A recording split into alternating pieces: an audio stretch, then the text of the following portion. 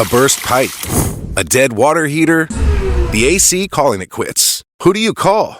HomeServe is an easy way to handle unexpected home repairs with plans covering stuff basic homeowners insurance usually won't. Instead of scrambling for a contractor, you make one call to get the repair process started.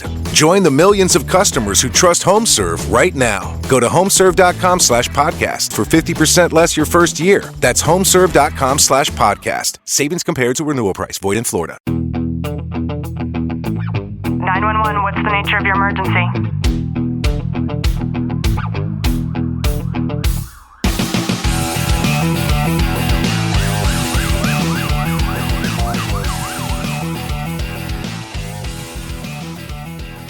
Welcome back to the Talk to Living podcast. I'm your host, Ashlie Walton, joined by Sergeant Walton. Clint, how are you? I'm good. You know, something really interesting is your ability to quote unquote heal. And healing while you are still performing in the capacity as a police officer. And I think that for some first responders that I've talked to, they have this notion of like, when I'm not a cop anymore, then I'll deal with it. And it's important to realize that there are people who are actually dealing with it now, and that dealing with it might not be as scary or as sterile as one might think it is. And I think a lot of it comes forward because, you know, you're delving into the unknown in a lot of instances, or you don't have the tools on your tool belt right now to be able to address it or handle it, whatever it may be. Like, that would be like, you know, right now I had to use a pick and ram on a search warrant the other day, and I looked at a scratch and a bruise and I'm all beat up from it. And it would be like, okay. You're my battered little wife. I'm so beaten by the door. I am too right now. I know. But it's like, you look at it and I'm like, okay, I got these injuries. I mean, of course they're very superficial, very minor, but okay, you can't heal until I'm retired. I still have 9 years left before I can retire, but none of my injuries over my career can heal until I'm retired. Well, how would we look if we had all these outside visible scars on our body, or not scars, but wounds on our body, because we tell our body, you can't heal those until we retire. Yeah, and so in career trauma integration actually refers to this ongoing process of processing, contextualizing, and then making meaning from traumatic experiences without removing yourself from the environment in which these things basically occurred. So for first responders, this is both a necessity and a challenge. And Clint, I love that analogy because the job continues to produce new stress while you're still healing from the previous stress that's still incomplete. So sustainable recovery in this context, it does not look like a resolution and closure for most first responders. I think that it looks like basically building enough capacity and support and self-awareness to be functional, connected, and still growing, even when you have those continuous demands of this type of career. You know, one thing that's, you know, it's always worked really well for me, and this was years back now, and Ashlie brought this forward to me, and when, you know, she was trying to teach me about presencing and meditation and stuff like that, and this is something that it's always it's resonated me and with me, and I've always held on to this very tightly, and it's I'm carrying around a red balloon. I annotate red balloons with it, and I hate clowns, and but that's kind of one of those things. It's like, I don't want to be carrying around this red balloon all the time. So as something arises and I'm carrying on, and that bunch of red balloons is getting thicker and thicker because of everything we're exposed to, what we're kind of, that trauma that we would see on a regular basis, instead of holding on to this bunch of balloons to where it's making me float up into the sky, I just let them go. Why are we holding on to them? I shoot them. You know, a lot of people might not realize what this actually looks like for them. But for some people, they believe that healing is only possible after they retire, or maybe after they change their career. And for other people, they use that busyness of the job as a reason to delay getting support or help that's going to make them actually live a much more fulfilled life on the job.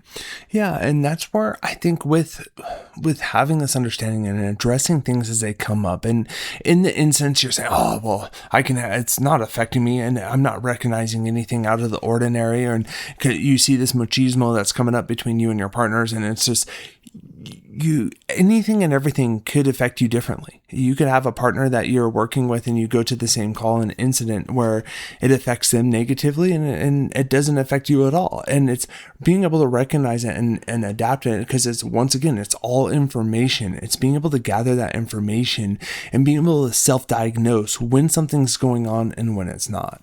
Yeah, and unfortunately, I see a lot of people too who they just basically don't know what recovery could even look like inside of the reality of a career like this.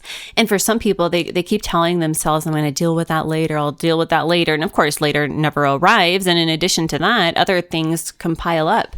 And some people too, they equate that level of healness with weakness, or they no longer feel like they're even fit for the job. Clint, you had that realization when you were in the academy, not believing in the truths of things, because it was very difficult for you to be able to see past all the things that come with the academy, the fatigue, the exhaustion, the emotional breaking down. And that's kind of the whole point, right? And I think that when a lot of first responders are working in this capacity, it makes it very hard for them to see past today. Yeah, and it's always very hard when you're in the dirt, and grime. It's hard to pull yourself out of it unless you have those tools and you have the capabilities of moving forward from it.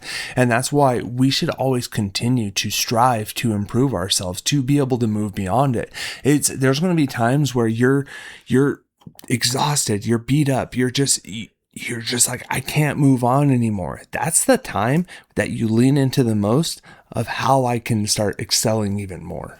Yeah. And listen, I think that there are actually a lot of signs that are telltale when it comes to asking ourselves whether or not we're waiting for the job to end before you actually begin to heal. And one of them could be that you have not slowed down and you don't have any plans to, because you believe that addressing your mental health is going to make you look less effective when you're on the job. Something that just came to me as we're talking about this is, I remember talking with fellow partners of mine over the last couple of years, and they talk about, it's, I have this going on with me. I have this, talking about all these physical ailments, and it's common in cops, and every cop that they started talking to, I have that too, I have this too, and it could be indigestion, it could be sleep apnea, it could be high blood pressure. You just go down the laundry list of things, and I'm looking at him, I'm just kind of okay, yeah, and I'm like, I don't have any of that. I don't, they're like, well, every cop has that. And they feel that's their normal, instead of looking at, okay, what's creating this dynamic inside of me physically to be able to adapt and change to it. It's really frustrating to me, especially in the realm of social media, where I see so many people that are producing false information like that.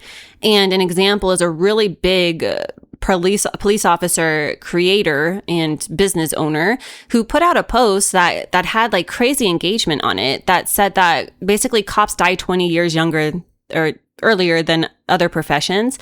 And I'm like, this can't possibly be, where the fuck did he get this in? Of course, I'm going in the caption, looking for some kind of relevant information to where these statistics came from, and there's nothing there.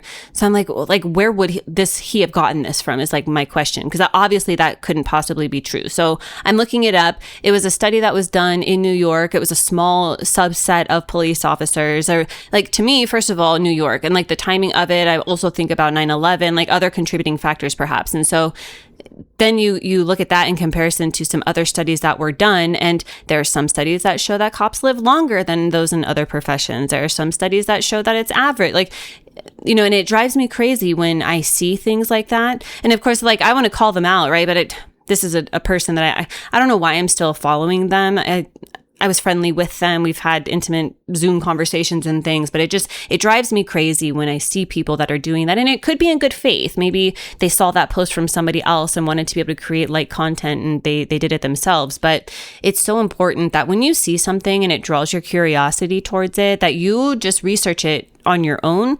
And Clint, in a situation like that, I would have had no problem being able to stand up tall and say, that, no, that's not me. That's just you guys.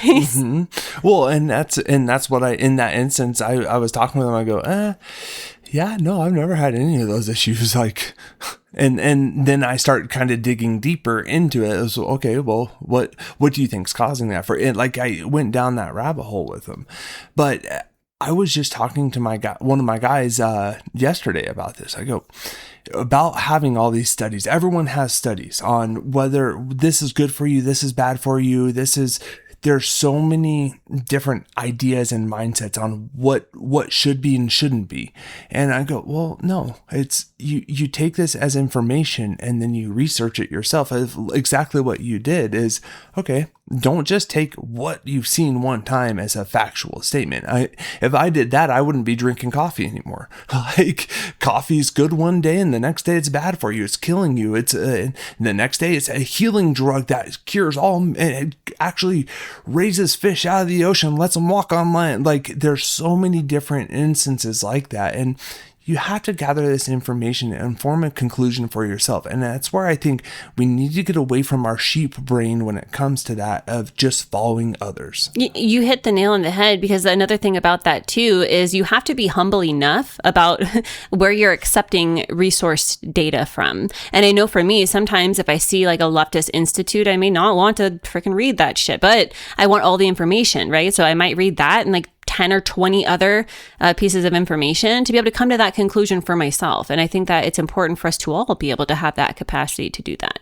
Yeah, being able to formulate that, because one, that gives us the individuality that we need, but it gives you factual information. And it's not that we have to fight a fight against everybody else. It's just being able to live our lives the way we want to.